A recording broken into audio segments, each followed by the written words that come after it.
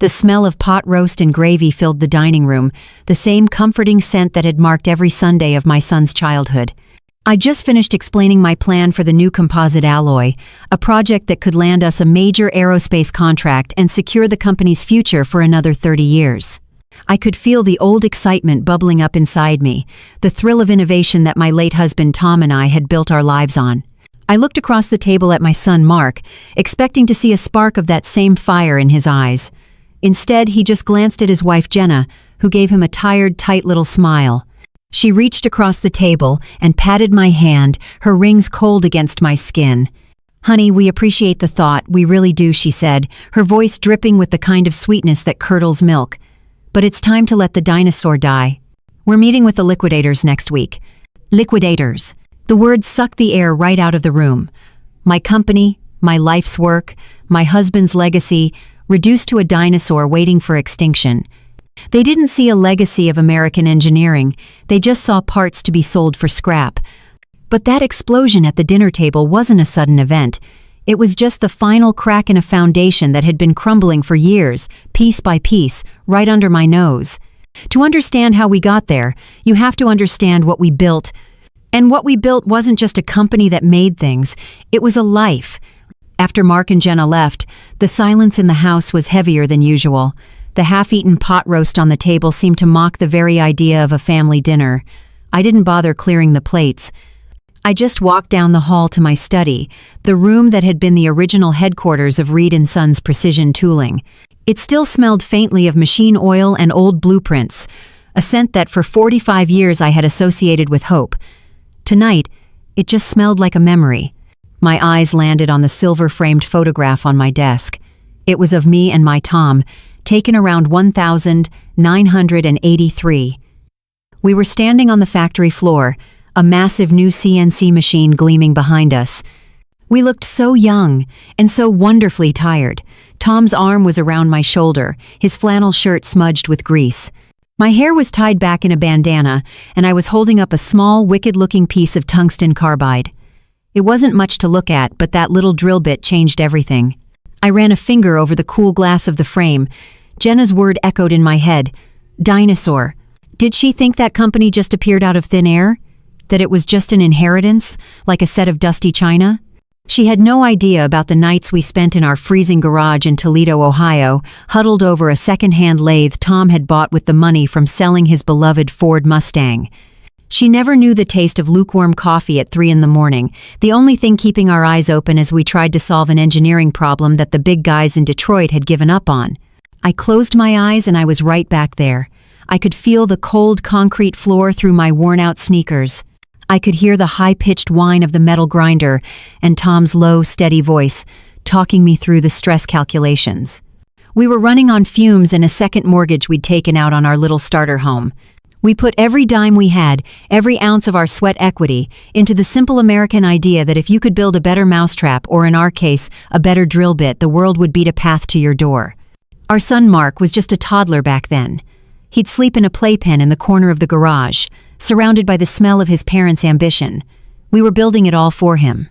We wanted him to have the life we didn't, the college education we couldn't afford for ourselves, the security of knowing his future was forged from American steel and his parents' sheer force of will. My fingers found the real thing on my desk, the very first prototype of that drill bit, mounted in a heavy block of walnut, the reed tip we called it. Its unique fluting design allowed it to cut through hardened steel twice as fast and with half the friction of anything on the market. That little piece of metal was our ticket out of the garage. It landed us our first contract, allowed us to hire our first employee, a good man named Frank who still worked for us, and eventually let us buy the old abandoned warehouse that became our first real factory. I remember the day we hung the sign, Reed & Sons. Tom had insisted on the & Sons part. "It's for the future, Carolyn," he'd said, hoisting a 4-year-old Mark onto his shoulders. "This is his one day." I picked up the heavy walnut block, the metal cool and solid in my palm. This wasn't just a piece of company history. This was the engagement ring Tom couldn't afford when he proposed. It was the family vacations we never took. It was the risk, the grit, the sleepless nights, and the unwavering belief we had in each other. It was a promise, cast in metal. And my son, the son in Reed and Sons and his wife, who drove a car bought and paid for by the profits from this very piece of engineering, had just called it a dinosaur. They looked at this legacy and saw a dusty relic. They saw an asset to be stripped and sold to the highest bidder, scattering the 200 employees who depended on us like dandelion seeds in the wind. They saw a burden. My life's work was a burden they needed to get off their shoulders. A cold, hard anger began to settle in my chest, replacing the hollow ache of betrayal. It was an anger I hadn't felt in years, not since Tom passed. It was the anger of a founder. The anger of a creator watching someone try to tear down what they had built. They had forgotten the story of this family. They had forgotten where the money came from, the calluses on their father's hands, the ink stains on their mother's fingers. They had forgotten who I was. I placed the prototype back on the desk. The solid thud of the walnut hitting the oak was the only sound in the house. It was a sound of finality, a decision being made. They thought I was just a sentimental old woman, a ghost haunting the hallways of my own life. They were about to find out that this ghost still held all the keys. But before I could use them, I had to let my son think he had already locked every door, and his victory lap, it turned out, was scheduled for the following Sunday in my own backyard. The day was a perfect slice of Americana, almost painfully so. The Ohio sun was warm, the sky was a brilliant, cloudless blue, and the smell of freshly cut grass mingled with the charcoal smoke rising from the Weber grill. Our neighbor, Dave, was leaning over the fence, talking about the Browns' chances this year, while kids from up and down the block ran screaming through the sprinklers. I was playing the part I was assigned, the happy, doting matriarch, passing around bowls of potato salad and smiling until my cheeks ached. From the outside, we looked like a family on a greeting card. Successful, content, the very picture of the American dream my Tom and I had worked so hard to achieve. But I could feel the lie of it all, a bitter aftertaste underneath the sweetness of my iced tea. Mark chose his moment perfectly. I was refilling the chip bowl when he came up behind me, placing a hand on my back with a practiced warmth that made my skin crawl. "Hey Mom, got a sec?" he asked, his voice a smooth performance of casual affection. He guided me away from the chatter of the main patio, toward the far corner by the big oak tree, a place of manufactured privacy.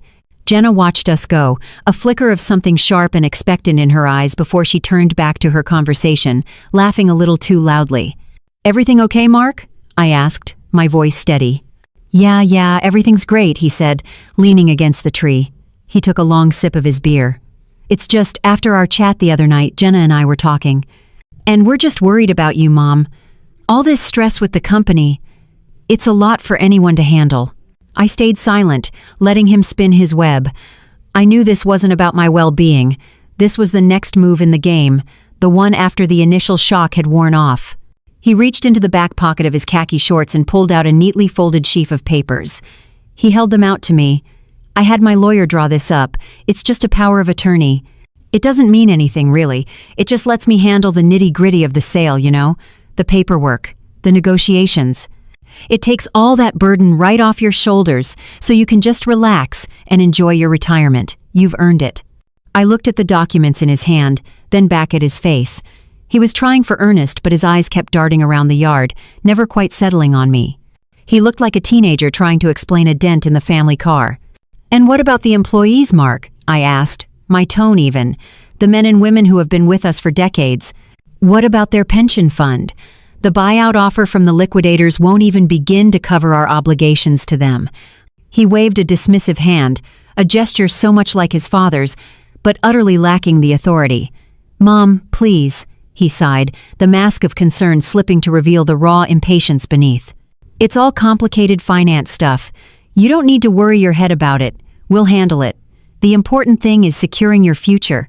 Our future." There it was. That casual, crushing condescension. You don't need to worry your head about it. The same woman who had personally negotiated loans with tight-fisted bankers, who had memorized the schematics for every machine on the factory floor, who had balanced the company books on her kitchen table for the first 10 years, didn't need to worry her pretty little head. In his eyes, I wasn't the architect of his entire life. I was a doddering old woman who couldn't handle the complicated stuff. I felt the heat rise in my cheeks, a flush of pure, unadulterated rage, but I held it in. I looked past him, at the perfect green lawn, at the laughing children, at the comfortable, beautiful life bought and paid for by the very company he was so eager to gut and sell for parts. He wasn't just trying to take my company, he was trying to take my mind, my agency, my history.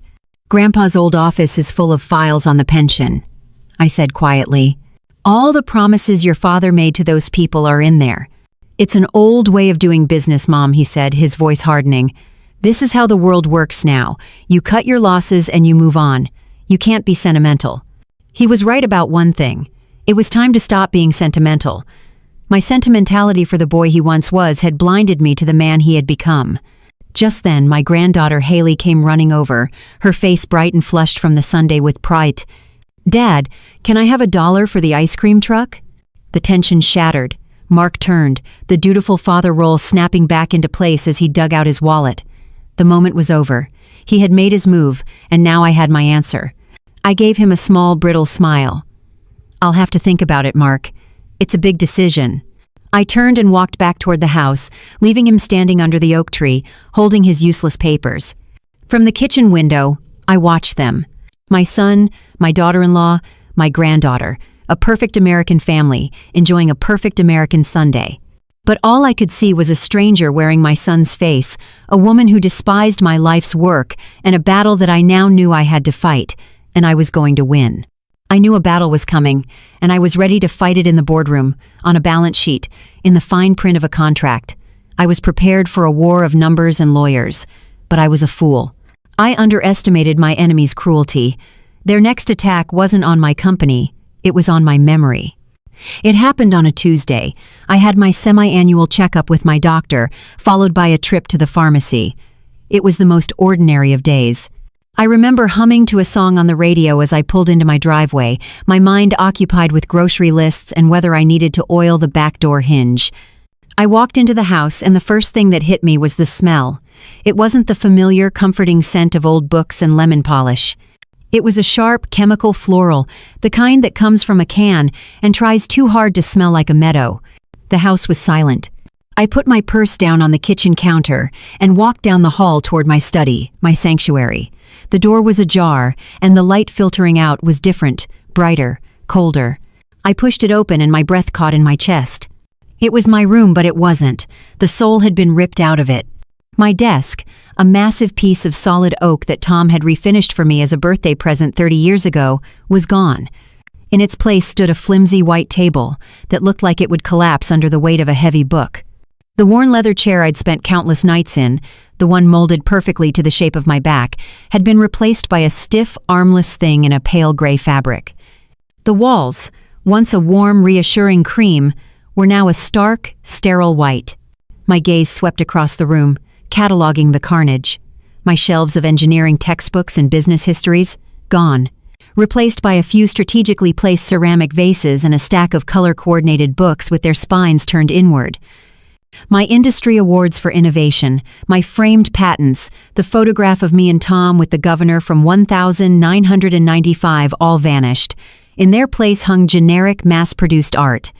One canvas had the words, "Live, Laugh, Love," scripted on it in a cloying gold font. I felt a wave of nausea. Then I saw them, shoved into a corner behind the door. 4 U-Haul boxes sealed with packing tape. A thick black marker scrawl on the side of one read, "Misk Office Junk." Junk.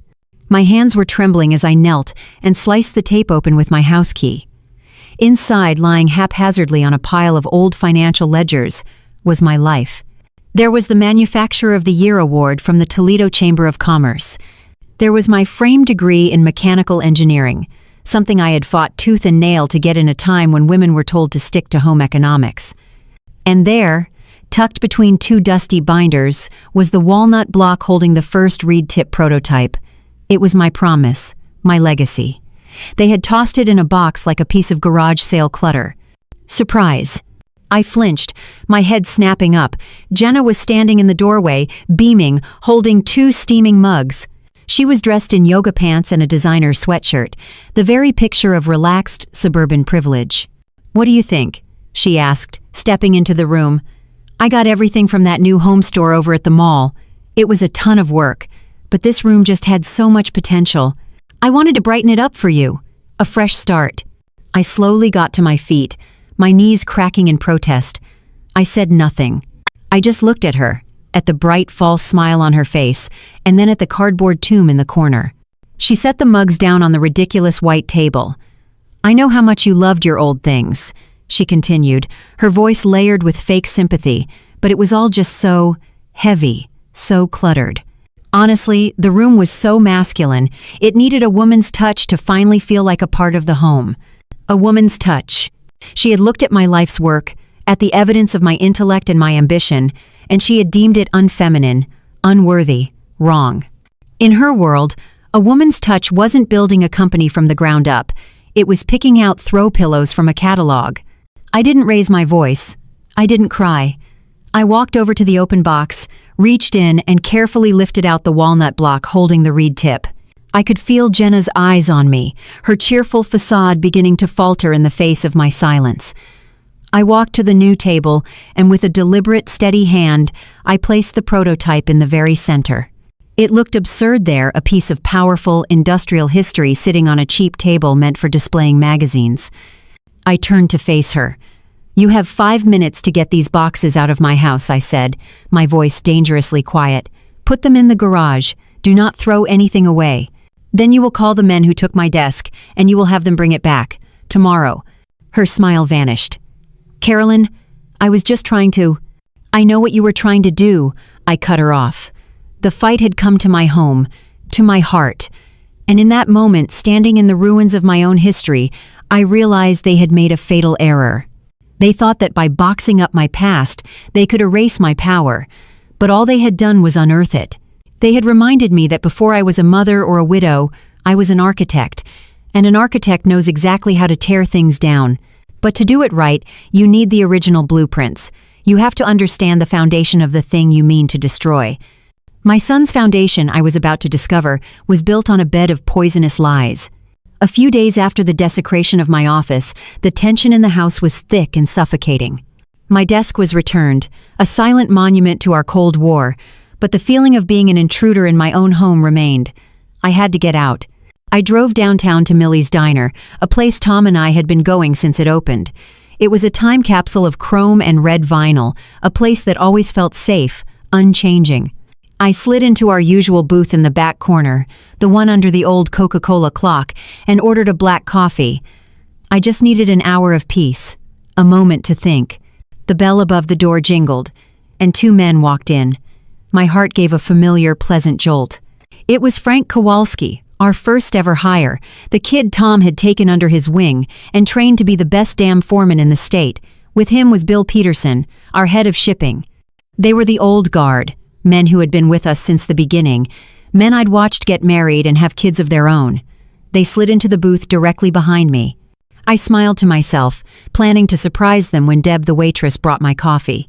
Their voices were a low rumble, the comfortable shorthand of men who had worked together for 40 years. They talked about a new order, a problem with a supplier, the usual shop talk.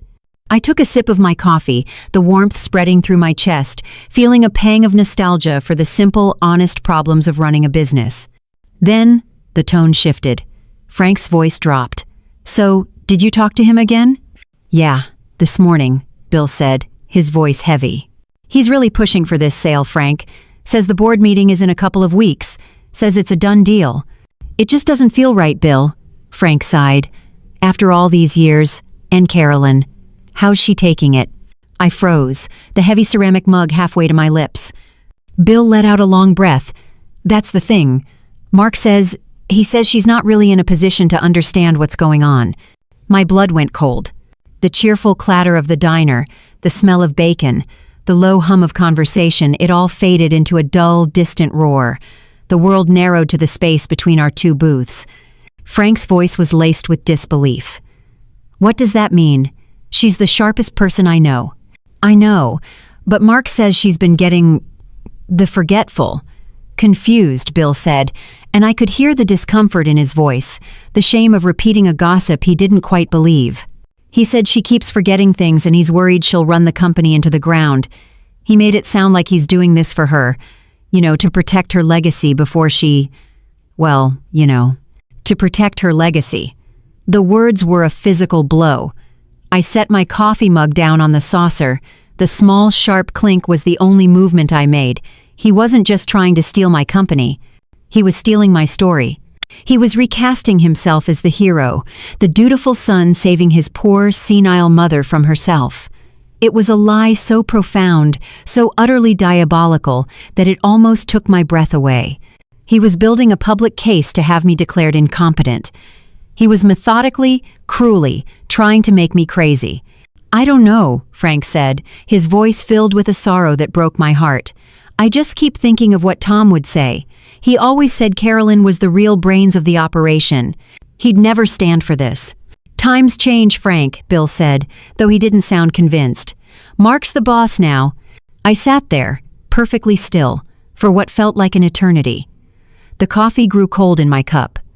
Deb came by and asked if I needed a warm-up, but I just shook my head, unable to form words. The pain was a living thing inside me, a cold, coiling serpent of betrayal. This went beyond greed. This was a public execution of my character, carried out by my own son. Then, the pain began to change. The heat of it began to burn away the sorrow, leaving behind something hard and clear and diamond-sharp. Fury. The slow burn had reached its flashpoint. I slid out of the booth, my movements stiff and precise. I pulled a $10 bill from my wallet and laid it on the table for my $2 coffee. I walked to the front of the diner, my back straight, never looking at the two men in the booth behind me, the two good men my son was trying to turn against me with his poison. I stepped out into the bright, indifferent sunshine and walked to my car. I sat behind the wheel, but I didn't start the engine. I just stared through the windshield at the familiar main street of the town my company had helped build. Everything was suddenly, terrifyingly clear. This wasn't a family dispute anymore. This was war.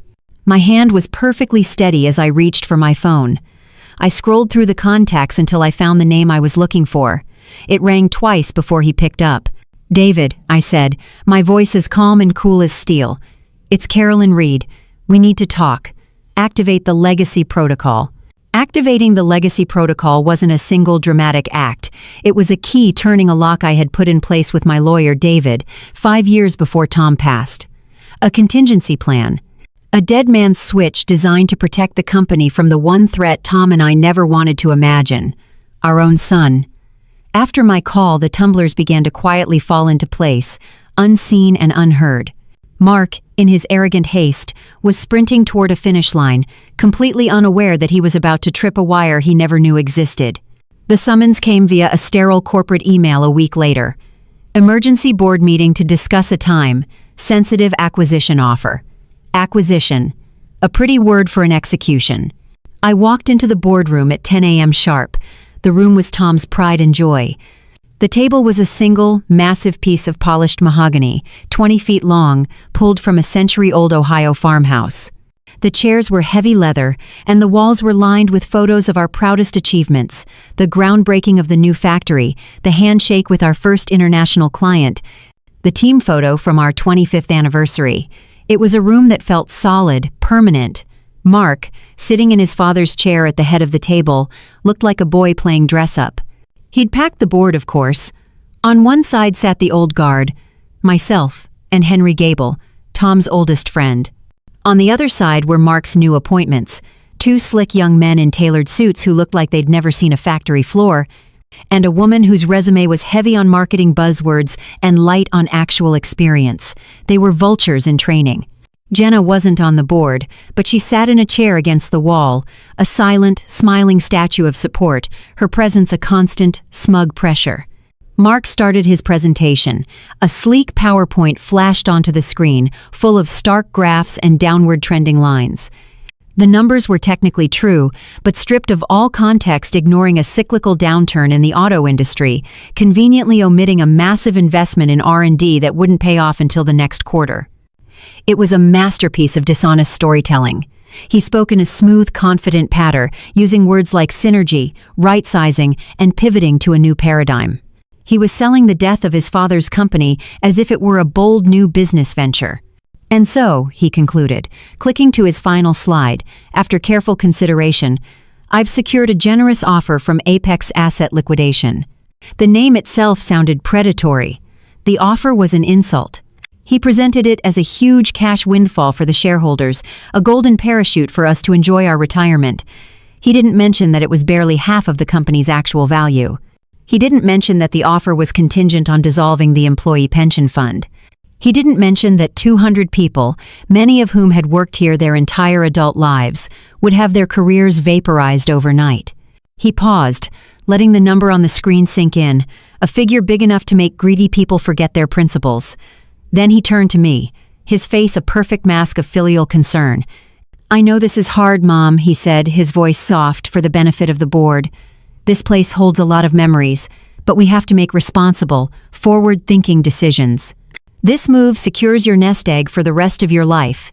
It's the smart thing to do." He was speaking to me as if I were a child who needed placating. He was cementing his narrative, painting me as the sentimental old fool and himself as the clear-eyed, reluctant pragmatist. I felt the eyes of the board on me. Henry looked pained, trapped. The young vultures just looked impatient, their fingers twitching, ready to count their money. And I did nothing. I didn't argue. I didn't object. I didn't point out the lies in his charts or the cruelty in his plan. I sat there in my leather chair, and I took a slow, deliberate sip of the ice water from the glass in front of me. I let the silence stretch. I watched the confidence in Mark's face curdle into a flicker of nervous irritation. My silence was not the weakness he was expecting. He didn't know what to do with it. I saw the walnut block holding the reed tip, sitting on the credenza behind him. It seemed to be watching, a silent judge. Tom had always said, "Never show your best card until the pot is full." The pot was nearly full. Finally, Mark cleared his throat, his composure cracking just a little. "Well, if there are no questions," he said, a sharp edge to his voice, "I move that we vote to accept the offer from Apex Asset Liquidation." One of the young men, a guy named Bryce, seconded the motion immediately. "Let's not let a great offer like this get cold." Mark smiled, back in control. "Excellent. A motion has been made and seconded. All in favor of accepting the offer, please raise your hand." He raised his hand high, a triumphant general claiming his victory. Jenna was beaming from the sidelines.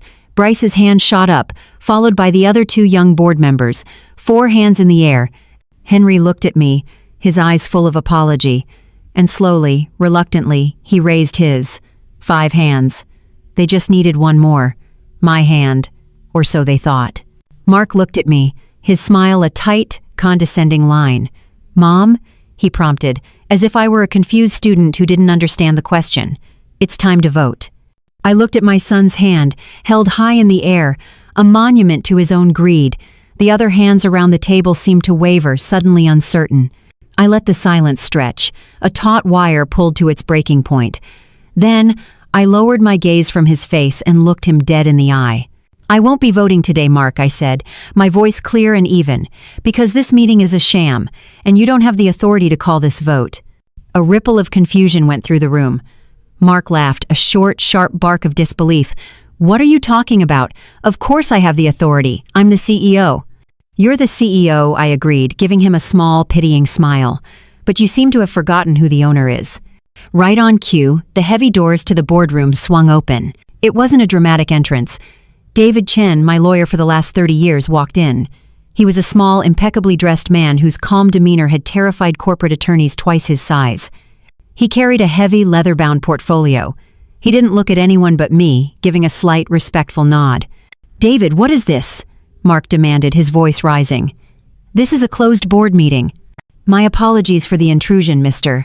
Reed," David said, his voice quiet but carrying in the suddenly silent room. He walked to the table and placed the portfolio in front of me with a solid, definitive thud that echoed off the mahogany. "Mrs.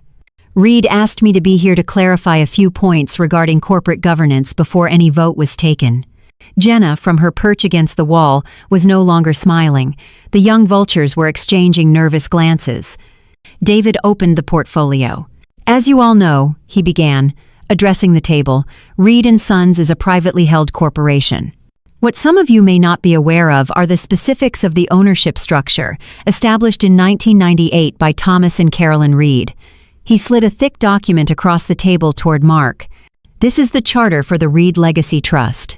I watched my son's face as he read the first page. I saw the confident smirk falter, then melt away into slack-jawed confusion. I saw his eyes scan the page, faster and faster, a desperate search for a loophole that didn't exist. "The trust," David continued, his voice a calm, methodical demolition, "holds 51% of the voting shares of this company. Mark, your personal shares, combined with every other member of this board, amount to 49%. You have a powerful voice, but you do not have a majority. You never have." The color drained from Mark's face. "And the trustee?" he whispered, his voice hoarse. "The sole director and beneficiary of the Reed Legacy Trust," David said, gesturing toward me, "is its co-founder, Mrs. Carolyn Reed." A choked sound came from Jenna. One of the young board members, Bryce, slammed his pen down on the table. "You misled us," he hissed at Mark. "You told us you had the controlling interest." "But it gets a bit more complicated," David said, holding up a hand to forestall the chaos. He pulled out a second set of documents, copies of the original patent filings. "You see, the value of Apex's offer is based on the company's assets, but their assessment missed a crucial detail. The 5 most profitable patents, the intellectual property upon which this entire company is built, including the original Reed tip, were never company assets." He let that hang in the air for a moment. They were filed under the personal name of their inventor, Carolyn Reed. For 45 years, she has licensed that technology to the company for a symbolic fee of $1 per year. Should she choose to revoke that license, this company would be little more than a building full of scrap metal. Its intellectual property value would be 0. It was over. I could see it in their faces. The game was up. My son looked at me, his face a mask of utter devastation, not of remorse, but of pure, thwarted greed. For the first time, he saw me not as his mother, but as the person who had completely and utterly outplayed him. "You can't do this," he stammered, his voice cracking. This is my company. My name is on the sign." I finally spoke, leaning forward in my heavy leather chair. "Your father put your name on the sign because he loved the idea of what you could be," I said, my voice cold and devoid of all sentiment. "He never imagined you would try to burn his life's work to the ground for pocket money. It was your father's company, and it is my company." I stood up, placing my hands on the solid mahogany of the table. I was no longer a guest at their meeting. I was the owner. "The sale to Apex is canceled," I announced, my voice ringing with an authority they had never heard before. "This emergency meeting, however, is not over. As the majority shareholder, my first act is to call for a new vote." I looked around the table, my gaze landing on each and every one of them, before finally settling on my son. "I call for a vote to remove Mark Reed as Chief Executive Officer for gross mismanagement and breach of fiduciary duty, effective immediately." I paused, letting the words sink in. "All in favor?" My hand went up. Henry Gable's hand shot up beside me, a look of profound relief on his face. Then, one by one, the hands of the young vultures went up too, their movements sharp and self-serving. They were rats, and the ship they had boarded was sinking. They were simply swimming toward the new lifeboat. It was unanimous. The Ises came like shots from a firing squad, and just like that, the king was dethroned. I didn't stay to watch him clear out his office. I didn't need to. The consequences, I knew, would find their own way home. I can only imagine the scene at my son's house that evening. I picture them in that cavernous white kitchen Jenna was so proud of. A kitchen with granite countertops so vast and empty they looked like landing strips, and a stainless steel refrigerator that hummed with a cold, indifferent energy. I imagine they sat in silence for a long time, the shock still ringing in their ears, the words of my lawyer echoing in the pristine, air-conditioned space. The dream had evaporated, and they were left in the sterile, expensive showroom they called a home.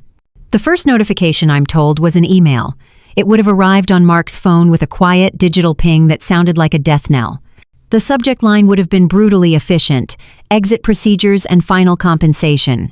It would have been from Human Resources, a department that hadn't existed until Mark created it. The email would have coldly detailed the process for returning his company car, his laptop, and his keycard. It would have informed him that his executive stock options were now null and void, and that his final paycheck would be mailed to his home. No golden parachute, no soft landing. Just a door, slammed shut and locked from the inside. Jenna probably tried to maintain some semblance of control. She would have gone to make coffee with her $1,000 European machine, the movements precise and automatic. While waiting for it to brew, she'd pull out her iPad to order groceries from Whole Foods, a small act of normalcy in a world that had just tilted off its axis. She'd fill her virtual cart with organic kale, imported cheese, and artisanal bread, the currency of her social standing, and then she'd get to the checkout page.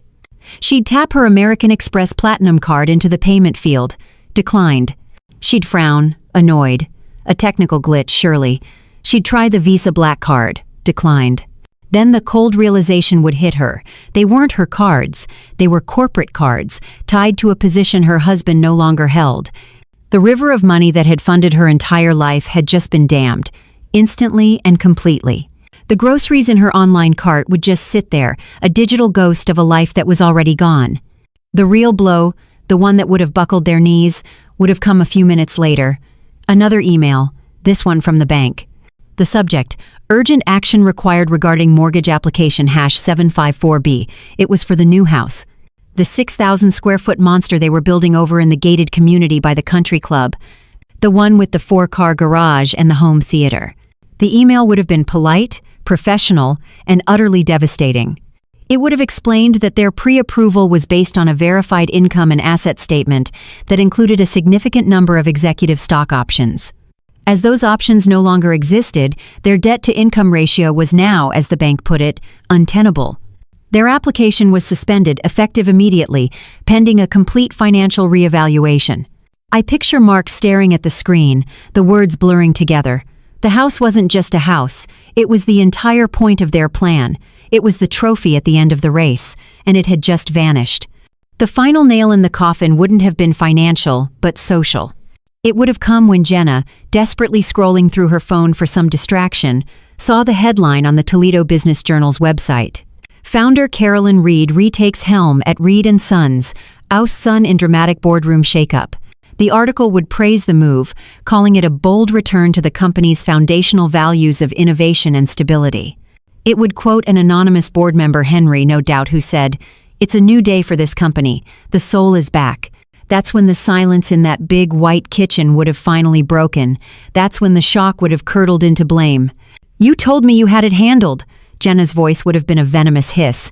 "You told me she was a confused old woman. You said she didn't have any power. How was I supposed to know about a secret trust?" Mark would have shot back, his voice thin and reedy, all the boardroom bravado gone. "He never told me. Neither of them did." "So you didn't do your homework. You walked into your own execution and took me with you," she'd scream, the carefully constructed mask of the serene, wealthy wife shattering into a million pieces. "The country club membership, Mark? Our children's private school tuition? The house? It's all gone because you were too arrogant to see what was right in front of your face." Foundations built on greed are just sand and water. The slightest tremor, and the whole thing collapses into mud. And as they stood there, in the ruins of their future, surrounded by expensive appliances they could no longer afford, they were finally learning the one lesson my husband and I had learned in a cold garage 45 years ago. You can't inherit a legacy. You have to be worthy of it. But worthiness isn't always about strength. Sometimes, it's about the courage to admit you were wrong. And that courage, I was about to discover, had skipped a generation. It came in the form of a quiet knock on my front door 2 days later. I wasn't expecting anyone. I opened the door to find my granddaughter, Haley, standing on the welcome mat. She looked small and lost, swallowed up by a gray high school hoodie. Her eyes were red and puffy, and she was clutching something to her chest with both hands, the way a child holds a security blanket. It took me a moment to realize what it was. It was my Manufacturer of the Year award from 1992, the heavy brass plaque mounted on a block of dark cherry wood. It was one of the things Jenna had tossed into the box marked junk. "Hi, Grandma," she said, her voice barely a whisper. She wouldn't meet my eyes, focusing instead on a crack in the porch concrete. My first instinct was suspicion. My heart, which had been so thoroughly bruised, had built a fortress around itself. Was this another performance? Another part of their game? But then I saw how her hands were trembling, how tightly she gripped that award, and I knew this was different. This wasn't manipulation. This was grief. "Hello, Haley," I said, my voice softer than I intended. "Why don't you come inside?" I led her back to the study. It felt right to have this conversation there, in the room that had become a battlefield. My old desk was back in its rightful place, solid and reassuring. The flimsy white table was gone, relegated to the garage. Haley stood in the middle of the room, looking around as if seeing it for the first time. She ran a hand over the back of my worn leather chair, her fingers tracing the cracks in the material. She held the award out to me. "I found this in the garage," she said. Mom just threw everything in there. I'm sorry." I took it from her. The familiar weight of it was a comfort. I placed it on the corner of my desk. "That's not your fault, Haley." "Yes, it is," she said, finally looking at me, and I saw the raw shame in her eyes. "I never asked. I heard what they said about you. That you were confused, that you were losing it, and I just believed them. It was easier to believe them." She sank into the visitor's chair, her story tumbling out in a rush of broken sentences. She told me about the night of the board meeting, about the screaming match she'd overheard from her bedroom. The ugly, vicious words her parents had thrown at each other. Her mother blaming her father for being a fool, her father blaming her mother for being greedy. Not once, she said, did either of them express any remorse for what they had done to me. Their only regret was that they had gotten caught. "Dad kept saying you tricked him," she said, wiping a tear from her cheek with the sleeve of her hoodie. "But I read the article in the business journal online. All my friends were talking about it at school. It didn't sound like a trick. It sounded like you were just smarter than him." She looked around the room again, at the framed patents on the wall that I had painstakingly rehung, at the shelves of books, at the old drafting table in the corner that still had the faint pencil marks of 100 forgotten designs. "They said your office was just old junk," she whispered, her voice cracking. "They said it was a museum, but you built all this. The house, the cars, my school, everything. It all came from here, from this room. I never understood that." She fell silent for a moment, gathering her courage.